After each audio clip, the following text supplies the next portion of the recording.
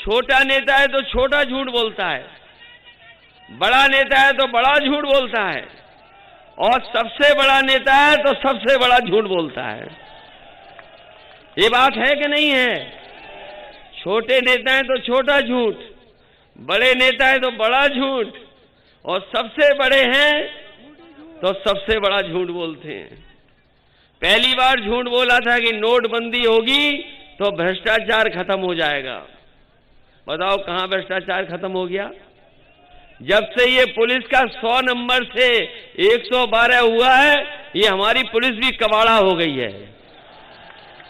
बताओ बर्बाद हो गई कि नहीं बर्बाद हो गई?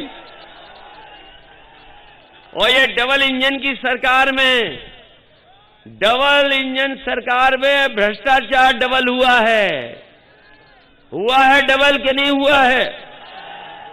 इसलिए चुनाव बहुत महत्वपूर्ण चुनाव है। यहां आपके भविष्य का चुनाव है। वहीं ये उत्तर प्रदेश के भविष्य का भी चुनाव है। उत्तर प्रदेश का भविष्य कैसे बने, उस दिशा में ले जाने का काम हमें और आपको करना है। ये वोट डालने का अधिकार हमें मिला है। ये आपका एक एक वोट बदलाव लाएगा।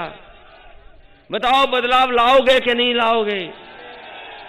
आज जब हम लोग चुनाव लड़ रहे हैं, अब्दुल्ला तो आ गए हमारे बीच में, 2 साल इन्हें परेशानी में उठाना पड़ेंगे। बताओ 2 साल इन्हें झूठे मुकदमों में रहना पड़ गया। मोहम्मद आजम खान साहब, उनके बिना हमारा चुनाव ये चल रहा है। वो होते तो चुनाव दूसरे तरीके से होता। और झूठे मुकदमों में जेल चले गए। मैं बस इतना कहना चाहता हूं, झूठे मुकदमों की उम्र नहीं होती कुछ।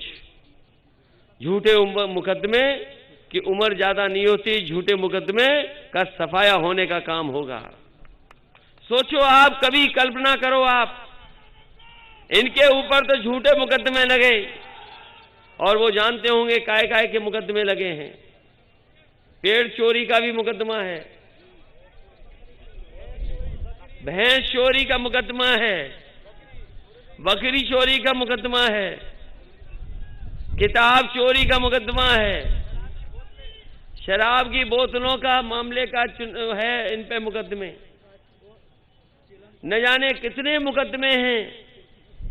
इन्हें तो जेल में रहना पड़ रहा है।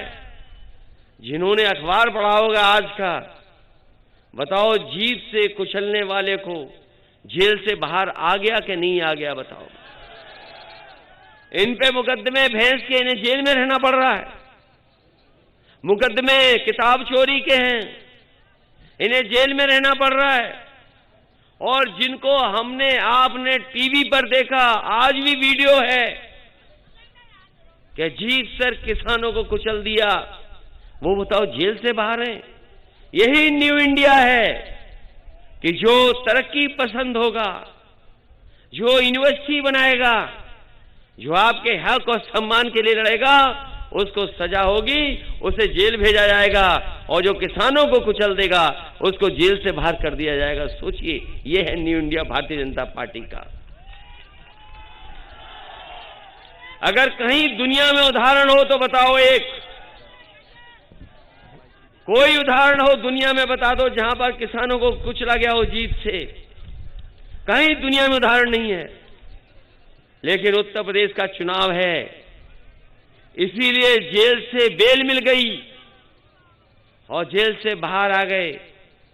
याद कीजिए वो 3 कानून जिनके लिए किसान लड़े, किसान अपने अधिकारों के लिए बैठ गए। कितने साल बैठे रहे?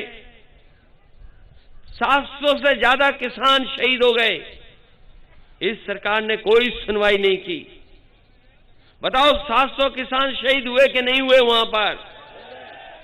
और आंदोलन को खत्म करने के लिए कीलें लगाई गई सड़कों पर, बड़े बड़े बोल्डर लगाए गए, जितनी भी फोर्स हो सकती फोर्स लगाई गई। ट्रैक्टर अगर निकलते थे तो ट्रैक्टर पे एफआईआर हो जाती थी। किसान और ट्रैक्टर वाले अपना डीजल नहीं भरा सकते थे। सरकार जो कुछ कर सकती थी किया उन्होंने। लेकिन हम बधाई देना चाहते हैं किसानों को कि जो किसान वहां गए और उनके साथ जब प्रदेश के और देश के किसान खड़े हो गए, वो किसान पीछे नहीं हटे, अंतोगतवा सरकार को पीछे हटना पड़ा और तीनों काले कानून वापस हो गए। हुए वापस के नहीं हुए? और ये 3 कानून जरूर वापस हुए हैं, लेकिन किसानों ने भी मन बना लिया है कि ये चुनाव उनके मान सम्मान का है।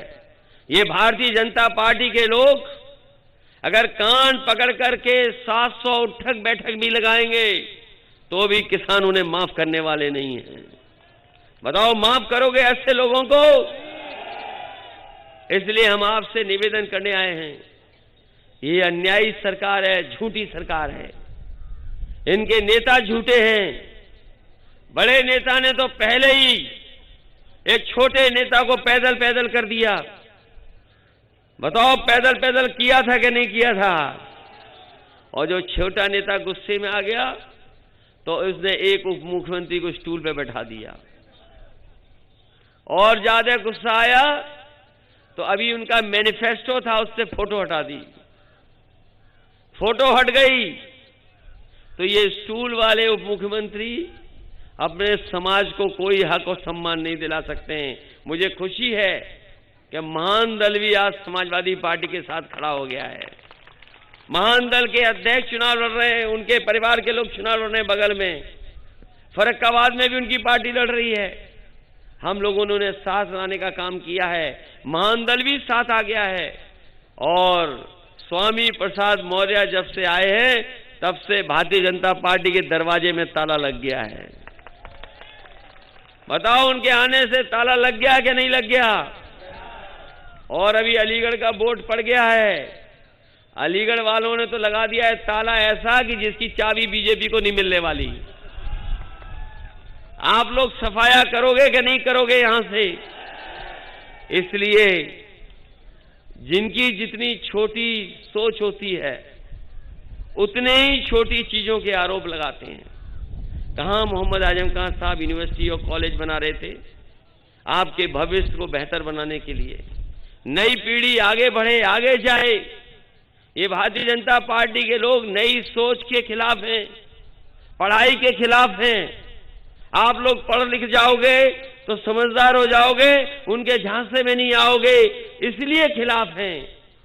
ये केवल मोहम्मद आजम साहब के खिलाफ नहीं है, वो मोहम्मद आजम साहब की जो सोच है कि आने वाली पीढ़ी कर जाए, आगे बढ़ जाए, उस सोच के भी खिलाफ हैं। इसलिए ये चुनाव भारतीय जनता पार्टी को उत्तर प्रदेश से हटाने का चुनाव है और शुरुआत होनी चाहिए रामपुर से। इस चरण में बताओ, रामपुर वालों साफ कर दोगे बीजेपी को कि नहीं? इसलिए सब कुछ याद रखना।